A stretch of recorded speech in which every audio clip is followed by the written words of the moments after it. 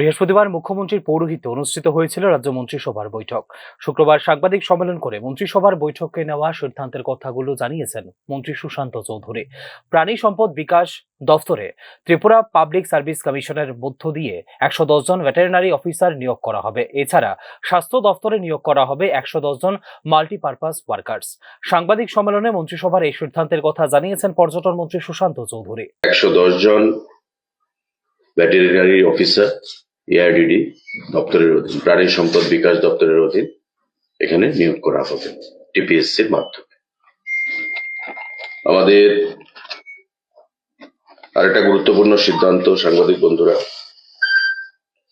Health and family welfare ডিপার্টমেন্টের অধীন, স্বাস্থ্য দপ্তরের অধীন, proposal for creation and filling up of 100 number of post of vacant post multipurpose worker, আমরা যাদেরকে এমপিডব্লিউ বলি,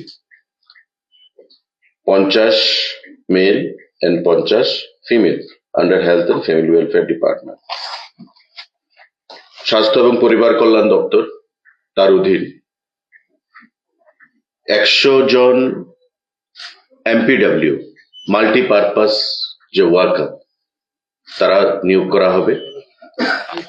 গতকাল ক্যাবিনেট বৈঠকে তার সিদ্ধান্ত গ্রহণ করা হয়েছে এবং সম্পূর্ণ নিয়োগ প্রক্রিয়া হবে মেরিট বেসিস পরীক্ষার মাধ্যমে এবং 85 এবং 15 রাজ্য সরকারের যে ঘোষিত পলিসি রয়েছে নিয়োগ প্রক্রিয়া, সেই পলিসি অনুযায়ী বোর্ড সিদ্ধান্ত নেবে, বোর্ড গঠন করা হবে এবং এই 100 জন এমপিডব্লিউ পরীক্ষার মাধ্যমে স্বচ্ছ উপায়ে নিয়োগ প্রক্রিয়া সম্পন্ন করা হবে।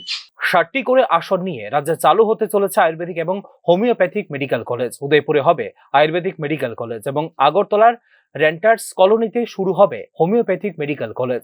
মন্ত্রিসভার এই সিদ্ধান্তের কথা জানিয়েছেন পর্যটন মন্ত্রী সুশান্ত চৌধুরী। ফাইনালি সেটা হচ্ছে টেপানিয়াতে, উদয়পুরে, গুমনিতে একটা হোমিও সেখানে হসপিটাল রয়েছে। গতকাল ক্যাবিনেট বৈঠকে সিদ্ধান্ত গ্রহণ করা হয়েছে মাননীয় মুখ্যমন্ত্রী পৌরোহিত্যে যে আমাদের হোমিও হসপিটাল মেডিকেল কলেজ সেখানে তৈরি করা হবে। 60 ইনটেক সেখানে ক্যাপাসিটি থাকবে এবং রেন্টার্স কলোনিতে যে হোমিও হসপিটালটা রয়েছে তাতেই আমাদের medical college, homeo medical college গড়ে উঠবে। আয়ুর্বেদিক মেডিকেল কলেজ হবে উদয়পুর 60 ক্যাপাসিটি নিয়ে, হোমিওপ্যাথিক মেডিকেল কলেজ হবে আমাদের রেন্টার্স কলোনিতে যেখানে হোমিওপ্যাথিক হসপিটালটা রয়েছে সেখানে। গতকালকের ক্যাবিনেট বৈঠকে এই গুরুত্বপূর্ণ সিদ্ধান্ত গ্রহণ করা হয়েছে। জনজাতি কল্যাণ দপ্তরের অধীনে থাকা বিভিন্ন হোস্টেলগুলির ছাত্রছাত্রীদের দৈনিক খরচ 20 টাকা বৃদ্ধি করে করা হয়েছে 100 টাকা। পাশাপাশি আইটি দপ্তরে 330 জন আধিকারিক নিয়োগ করার জন্য শূন্য পদ তৈরি করা হয়েছে, যেখানে মঞ্জুরি দিয়েছে রাজ্য অর্থ দপ্তর। শীঘ্রই এই শূন্য পদগুলি পূরণ করার প্রক্রিয়া শুরু করার জন্য মন্ত্রিসভার সিদ্ধান্তের কথাও এদিন জানিয়েছেন মন্ত্রী Sushanta Chowdhury. Bureau report, news নাও।